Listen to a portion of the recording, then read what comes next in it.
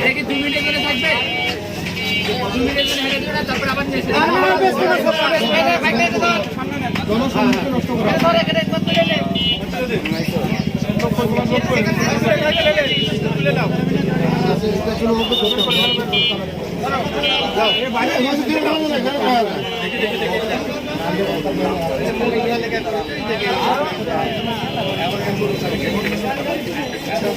দেখি দেখি দেখি দেখি তো ভাই ঠিক করে দিয়েছে। এখন কি ঠিক করতে এখন সবই ঠিক করে দিয়েছে।